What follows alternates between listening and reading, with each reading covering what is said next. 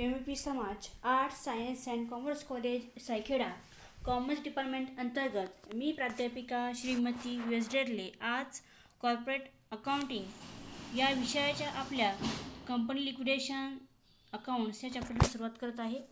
बघा तर मुलांनो, टेलिग्राम चॅनलवरती मी तुम्हाला बॅड लक लिमिटेडचं त्या ठिकाणी बिगनरचं एक्झाम्पल पाठवलेलं आहे. या एक्झाम्पलमध्ये तुम्हाला मी याचा स्टेटमेंटचा फॉर्मॅट जो आहे तो तुम्हाला त्या ठिकाणी टेलिग्राम चॅनलवरती पाठवलेला आहे. व्यवस्थित वहीमध्ये लिहून काढायचं आहे आणि त्यानुसार आपल्याला एक्झाम्पल सॉल्व करायचं आहे. बघा तर सुरुवातीला मी एक्झाम्पल वाचत आहे, लक्ष द्यायचं आहे. The bad luck limited Bikaner went into voluntary liquidation as on 31 March 2014. The balance sheet as on that date is follows. Liability side आणि asset side. Share capital 15,000 preference shares of ₹10 each fully paid 1,50,000. Equity share दिलेत 1,40,000. त्यानंतर secure loan from bank 38,000, पण ते पण गहाण ठेवलेलं आहे. त्यानंतर प्रेफरन्शियल क्रेडिटर्स 1,200. Unsecure creditors 1,01,800. असे दिली cash in hand 10,000. Stock of raw material 50,000. Stock of finish good 1,50,000. Other asset 1,45,000 आणि प्रॉफिट अँड लॉस 76,000. एक्झाम्पल सोडविताना अगोदर बॅलन्स शीट पूर्णपणे वाचून घ्यायचं आहे आणि मग ॲडजस्टमेंट व्यवस्थित समजून घ्यायचं आहे. आता बघा, ॲडजस्टमेंटमध्ये the assets realise are the follows. Stock of raw material realise by ₹30,000. आता इथे स्टॉक किती दिला तुम्हाला बॅलन्स शीटमध्ये बघा बरं. असेट साईडला किती दिला आहेत तुम्हाला. इथं स्टॉक जो आहे 50,000 दिलेला आहे. दिला आहे की नाही? दिला आहे. आणि रिअलाइज तुम्ही जर बघितलं 30,000 झालेला आहे. पण इकडे लायबिलिटी साईडला ॲडजस्टमेंट दिली बघा. सिक्युअर लोन फ्रॉम बँक किती दिले आहेत? 38,000 दिलेले आहेत. Against plug of stock raw material म्हणजे हा काय ठेवलेला त्यांनी? गहाण ठेवलेला आहे. मग साहजिकच त्या ठिकाणी तुमचे 38,000 देणं होतं, त्याच्यापैकी 30,000 त्या ठिकाणी काय गेले? त्या ठिकाणी रिअलाइज झाली, कॅश दिलेली आहे. म्हणून तुमच्या अजून लायबिलिटी किती राहिली? 8,000ची तुमची लायबिलिटी राहिली. म्हणजे तिथं पे करता तुम्हाला loan from bank unsecure creditor म्हणून काय पे करायला होतील? 8,000 तुम्हाला पे करायला लागणार आहे. त्यानंतर स्टॉक ऑफ फिनिश गुड. त्यानंतर अदर असेट 20,000. ज्यावेळी बघा फॉर्मॅट मी लिहून दिलेला आहे. फॉर्मॅटमध्ये त्या ठिकाणी लिक्विडेशनच्या पेमेंट साईडला पहिल्या नंबरचा त्या ठिकाणी आयटम जो आहे, पहिला नंबर लिगल चार्जेस येतात, 2 नंबर त्या ठिकाणी लिक्विडेटर रेम्युनरेशन येतात. त्यामध्ये पण 2 पार्ट आहे. पहिला आहे फिक्स आणि दुसरा आहे त्या ठिकाणी percent on the realise asset by him. आता याच्यामध्ये ॲडजस्टमेंटमध्ये जी रिअलाइज झालेली असेट असते त्याची बेरीज करायची असते आणि दिलेल्या टक्केवारीनुसार ती अमाऊंट काढायची असते. बघा एक्झाम्पलमध्ये स्टॉक ऑफ फिनिश गुड किती दिलेत? 80,000 आणि 20,000. 80,000 आणि 20,000 किती होता? 1,00,000 होता. मग 1,00,000वरती 3% जर काढले तर किती येतात? 3,000 येतात. तसंच आपल्याला करायचं आहे. त्यानंतर एक्झाम्पलमध्ये आलं कळणारच आहे तुम्हाला पुढे. फिक्स दिलेत 1,000, त्याच्यामुळे आपण ॲज इट इज लिहिणार आहोत तिथे. दी एक्सपेन्सेस ऑफ लिक्विडेशन अमाऊंट किती आहेत? 11,000. एक्सपेन्सेस दिलेत तर आपण काय म्हणतो? कॉस्ट ऑफ लिक्विडेशन किती येतील? 11,000 येतील. चला तर आपण एक्झाम्पल करूया. सुरुवातीला कधीही पण एक्झाम्पलमध्ये तुम्हाला जी काही कॅश दिलेली असेल ही कॅश कुठे लिहायची? ती इथे लिहायची आहे.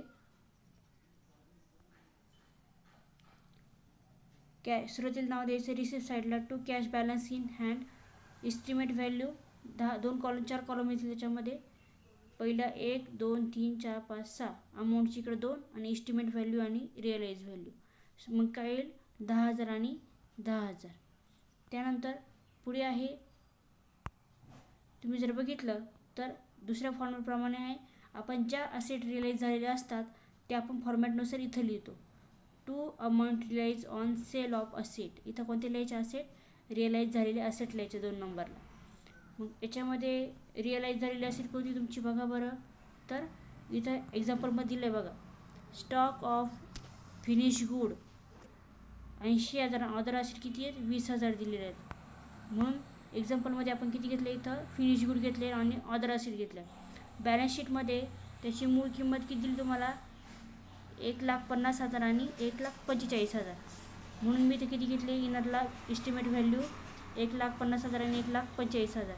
आणि ॲडजस्टमेंटमध्ये रिअलाइज झालेली किती आहे 80,000 आणि 20,000. म्हणून मी इथे किती लिहिले 80,000 आणि 20,000 लिहिले आहे. ओके. त्यानंतर पुढचं फॉर्मॅटप्रमाणे आहे. आता कॉल्स फ्रॉम कॉन्ट्रीब्युशन कधी काढायची, हा जो आहे कॉल फ्रॉम कॉन्ट्रीब्युशन हा कधी काढायचा, तर जेव्हा एक्झाम्पलमध्ये इथे बघा शेअरचे 2 प्रकार दिलेले आहेत. 15,000 preference share of ₹10 each fully paid आणि 20,000 equity share of ₹10 each 7 paid. म्हणजे याच्यामध्ये 10 पैकी इथं 10नी पेड केले गेले आहे आणि इथं 7नी पेड केले गेले आहेत. ओके. मग 10मधून 7 गेले किती राहता 3 राहता. म्हणजे 3 काय झाले आहेत अनपेड झालेले आहेत. आणि तुम्ही जर बघितलं तर इक्विटी शेअरची संख्या किती दिलेली आहे 20,000 दिली आहे. 20,000 भागिले 10 किती येतात 2 येतात. म्हणून पेडची व्हॅल्यू घ्यायची आहे म्हणून मी भागिले 2 घेतले. म्हणजे असं फॉर एक्झाम्पल 20,000 भागिले 10 0 गेला किती राहिले 2,000 राहिले. असं आपण काढलेलं आहे. म्हणून मग मी 2,000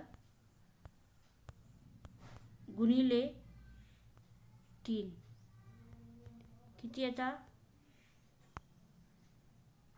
20,000 गुणिले 3 किती येतात 60,000 येतात. म्हणून मी तुम्ही किती घेतले 60,000. तुम्ही डायरेक्ट तसं घेतलं तरी चालेल, ह्या पद्धतीने घेतलं तरी चालेल, आन्सर एकच येणार आहे. किती आले 60,000 आले. ही झाली आपली रिसिप्ट साईड. त्यानंतर पेमेंट साईड घेऊया. पेमेंट साईडमध्ये तुम्हाला मी फॉर्मॅट दिला. फॉर्मॅटमध्ये पहिला आयटम जो आहे तो आपला होता, यामध्ये पहिला जो आयटम होता तो लिगल चार्जेस होता, बरोबर.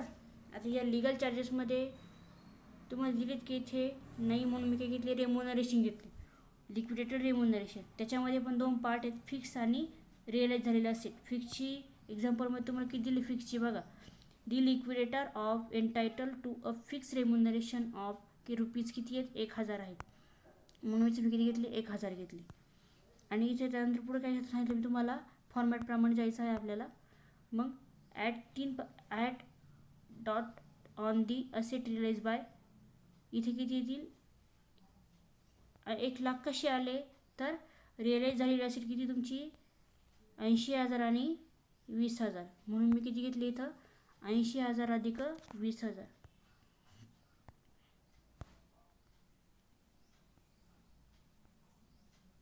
80,000 अधिक 20 किती आले 1,00,000 आले.